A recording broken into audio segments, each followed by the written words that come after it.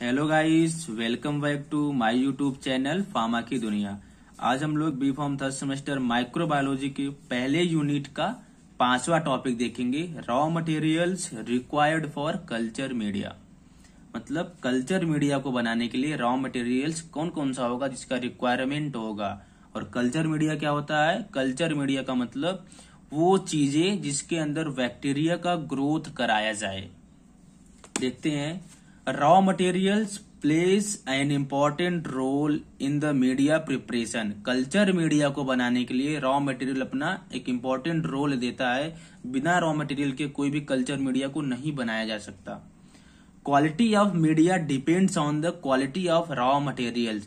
हम जो culture media बना रहे हैं उसका क्वालिटी कितना अच्छा होगा ये डिपेंड करेगा कि जो हम रॉ मटेरियल्स यूज कर रहे हैं वो कल्चर मीडिया बनाने के लिए उसका क्वालिटी कैसा है।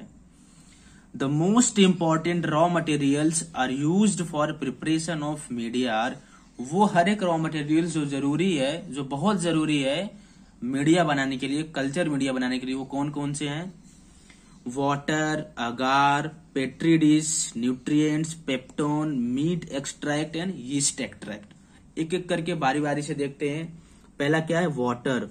Water is used as vehicle और solvent for preparation of culture media for flow of the nutrients. Water का यूज करते हैं एज अ सॉल्वेंट, क्योंकि वो लिक्विड है इसलिए उसको यूज कर लेते हैं एज अ सॉल्वेंट। किस लिए यूज करते हैं?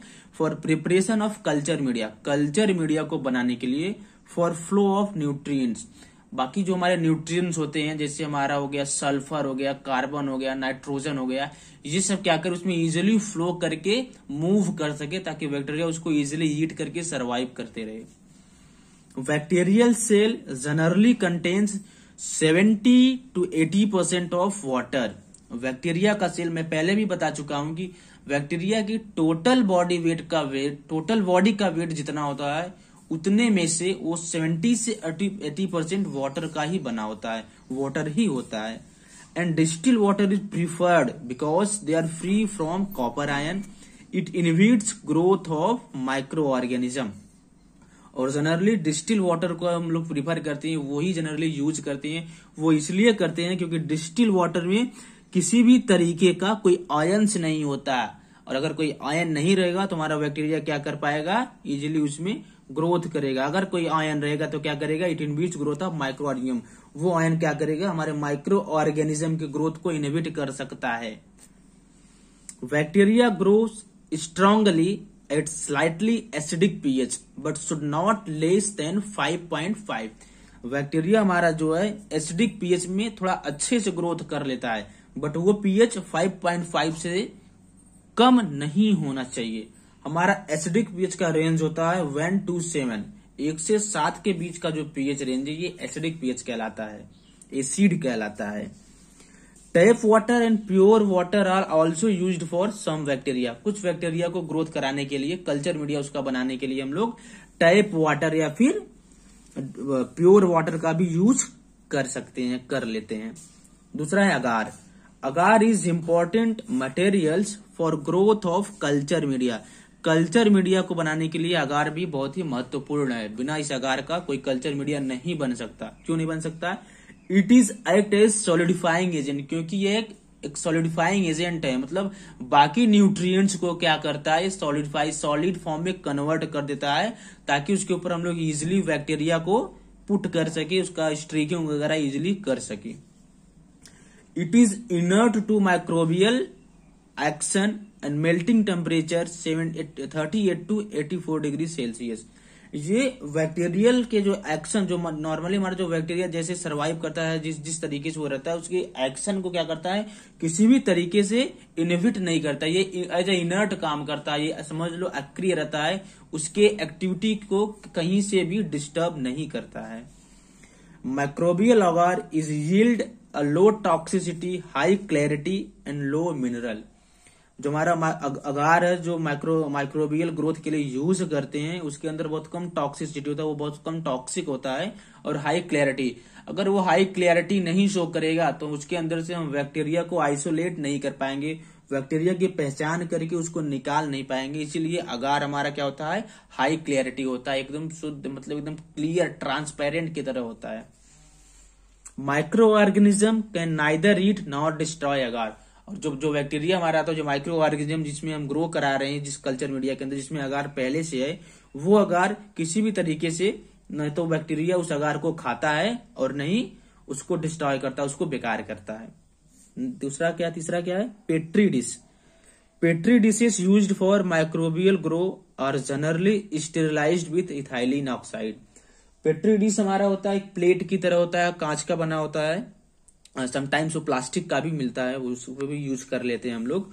वो क्या होता है, वो स्टेरिलाइज्ड होना चाहिए। स्टेरिलाइज्ड का मतलब क्या होता है, फ्री फ्रॉम माइक्रो ऑर्गेनिज्म। उसके ऊपर कोई पहले से कोई बैक्टीरिया नहीं होना चाहिए, क्योंकि हमारे पास जिस स्पीसीज का बैक्टीरिया है, जिस फैमिली का बैक्टीरिया है, हमको सिर्फ उसी का ग्रोथ देखना है। अगर पहले से ही वो हमारा बहुत सारे बैक्टीरिया को कंज्यूम किया रहेगा तो हम आइडेंटिफाई नहीं कर पाएंगे कि ये बैक्टीरिया कौन सा ग्रो हुआ है, कौन सा नहीं हुआ है। Borosilicate glassware should be used because soda lime glass can leach alkali into the media. Generally borosilicate का बना हुआ पेट्री डिश ही हम यूज करते हैं। वो इसलिए करते हैं क्योंकि बोरोसिलिकेट वाले जो पेट्री डिश होता है उसका पीएच 5 to 7 होता है और बैक्टीरिया 5 to 7 पीएच के अंदर बहुत अच्छे से ग्रोथ करता है। और जो सोडा लाइम ग्लास का होता है उसका पीएच 7 के ऊपर होता है, वो एल्कली नेचर का होता है और अपना एल्कली नेचर उस कल्चर मीडिया के अंदर छोड़ देता है, इसीलिए हम लोग सोडा लाइम ग्लास का यूज नहीं करते हैं। नेक्स्ट क्या है, nutrients. Nutrients are required for proper growth of micro organism. Micro organism को प्रॉपरली ग्रोथ करने के लिए न्यूट्रिएंट्स जरूरी है, अलग अलग पोषक तत्व जरूरी है। It plays an important role of structural and functional properties of the cell. Cell के स्ट्रक्चरल मतलब फिजिकली और फंक्शनल इंटरनली प्रॉपर्टी को अच्छे से वर्क कर सके, उसके लिए ये जरूरी है। हमारा जो उसका सेल का नेचर है, जो सेल का फंक्शन है, वो प्रॉपरली हो सके, इसके लिए ये सब न्यूट्रिएंट्स जरूरी है। Nutrients requires for bacterial growth are. वो कौन कौन से न्यूट्रिएंट्स है जिसका जरूरत होगा एक बैक्टीरिया को ग्रो कराने के लिए, क्या क्या है, carbon, oxygen, nitrogen, magnesium, vitamin, zinc. इसके अलावा भी कुछ होते हैं, पैरिमिडीन्स, प्यूरिन, अमीनो एसिड, ये सब भी जरूरी होते हैं। नेक्स्ट देखते हैं फिर इसमें मीट एक्सट्रैक्ट, मतलब मांस का टुकड़ा, मांस का एक्सट्रैक्शन प्रोसेस के थ्रू उसमें से मांस को हम लोग क्या करते हैं, निकाल लेते हैं।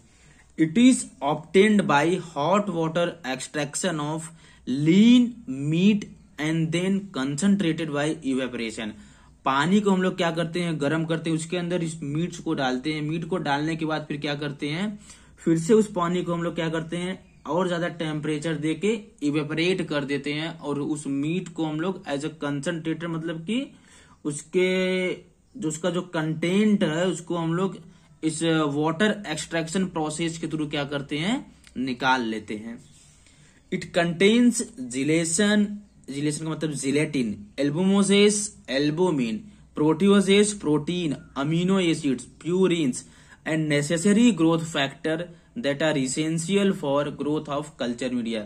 इसके अंदर ये सब चीजें पाए जाते हैं जो हर एक जरूरी है एक कल्चर मीडिया को बनाने के लिए, जिसमें हम लोग बैक्टीरिया का ग्रोथ कराते हैं। अगला क्या है, peptone. Peptone is complex mixture of partially digested protein, lean meat, heart muscle, casein, fibrin, soybean extract. Peptone हमारा क्या है, पार्शियली डाइजेस्टेड प्रोटीन होता है, मतलब आधा पचा हुआ प्रोटीन। हम लोग जब मीट का जब डाइजेशन होता है वो टोटली पूरा डाइजेस्ट नहीं होता, उसका आंशिक डाइजेशन जब होता है, पार्शियली जब डाइजेस्ट हो जाता है, उसी को हम लोग क्या करते हैं, वहां से निकाल लेते हैं, एक्सट्रैक्ट कर लेते हैं और उसको फिर ड्राई फॉर्म में कन्वर्ट करके स्टोर कर देते हैं फर्दर बैक्टीरियल ग्रोथ के लिए। Peptone is hygroscopic in nature because sticky when exposed to air. Peptone हमारा क्या है, हाइग्रोस्कोपिक नेचर का होता है। हाइग्रोस्कोपिक नेचर क्या होता है, मतलब वाटर को कंज्यूम, मॉइस्चर को कंज्यूम कर लेता है और कंज्यूम करके स्टिकी बन जाता है, मतलब चिपचिपे टाइप का बन जाता है, इसीलिए इसको अच्छे से स्टोर करना होता है।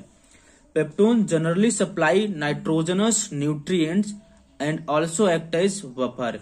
Peptone as a buffer use होता है और क्या करता है, जो नाइट्रोजनस जो भी न्यूट्रिएंट्स होते हैं वो सप्लाई करता है, नाइट्रोजन को सप्लाई करता है। ये हमारा मतलब ये हमारा क्या करता है, नाइट्रोजन को सप्लाई कर देता है बैक्टीरियल ग्रोथ के लिए, क्योंकि नाइट्रोजन बहुत जरूरी है बैक्टीरिया को ग्रो कराने के लिए। लास्ट हमारा क्या है, yeast extract. It is prepared from washed cells of bakers yeast.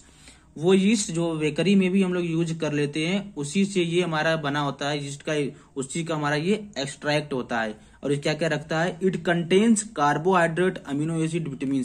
और इसके अंदर कार्बोहाइड्रेट, अमीनो एसिड और विटामिन, और पहले मैं बताया ये सब चीजें जरूरी है एज ए न्यूट्रिएंट्स बैक्टीरिया को ग्रोथ कराने के लिए। It mainly used as source of vitamin and may be substitute for meat extract. ये जनरली यूज होता है एज ए विटामिन सोर्स, मतलब विटामिन जब जिस बैक्टीरिया को सरवाइव करने के लिए विटामिन जरूरी होगा, उसके लिए इसका हम लोग यूज करते हैं। और यूज करते हैं जब अगर मीट एक्सट्रैक्ट अवेलेबल ना रहे, मतलब it may be substitute for meat extract. जब मीट एक्सट्रैक्ट अवेलेबल ना रहे, एज ए सब्सटीट्यूट के रिप्लेसमेंट के रूप में हम लोग इस यीस्ट एक्सट्रैक्ट का भी यूज कर लेते हैं।